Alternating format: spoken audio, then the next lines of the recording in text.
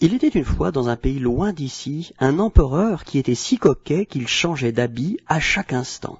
Tous les jours, l'empereur montrait un nouveau vêtement, et il parcourait les rues de la ville pour se faire admirer.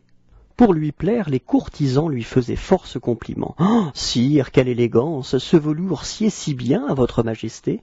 La penderie de l'empereur était si bien remplie qu'il y avait tellement de vêtements qu'elle occupait une salle entière du palais, et parfois l'empereur n'arrivait même plus à faire son choix. Vais-je mettre ce joli pourpoint ou bien ce manteau de soie? Un jour, deux coquins se présentèrent aux portes du palais. On leur avait souvent parlé du petit travers de son propriétaire. Les rusés pensaient pouvoir en profiter pour remplir agréablement leur bourse vide depuis beaucoup trop longtemps. Ils déclarèrent « Nous sommes les meilleurs tisserands du pays, nous n'offrons nos services qu'aux princes et aux rois. » Et les malins ajoutèrent « Nos tissus sont si fins, si légers que seul un homme de goût, un esprit supérieur peut les apercevoir. » L'empereur, enchanté d'avoir été choisi par des ouvriers aussi raffinés, leur fournit un métier à tisser et les installa au palais. Il ignorait que les deux coquins faisaient semblant de travailler et qu'ils revendaient les fils d'or et de soie qu'il leur donnait. Le Premier ministre vint voir les tisserands. L'empereur l'avait chargé de vérifier que le travail avançait comme il le souhaitait.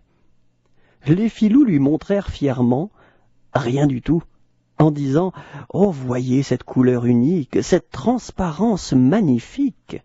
Quand l'empereur lui demanda des nouvelles de son tissu, le ministre ennuyé n'osa pas lui avouer qu'il n'avait rien vu.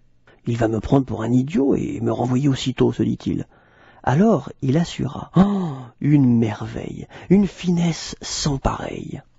Les deux compères annoncèrent enfin que le tissage était fini. Il était temps de coudre l'habit.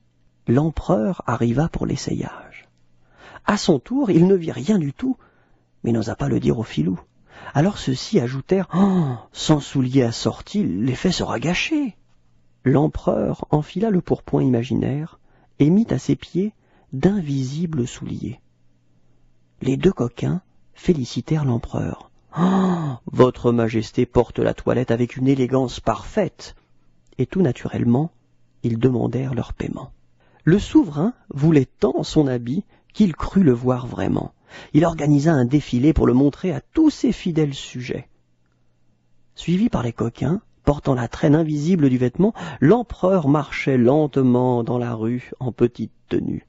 Et tous l'acclamaient en criant « Bravo, qu'il est beau !» car ils savaient que seuls les idiots ne voyaient pas le tissu. Mais voilà qu'un petit enfant, qui n'était pas au courant, s'exclama en riant « Ah, l'empereur est en chemise et il a les pieds nus !» Les gens réalisèrent soudain que c'était la vérité.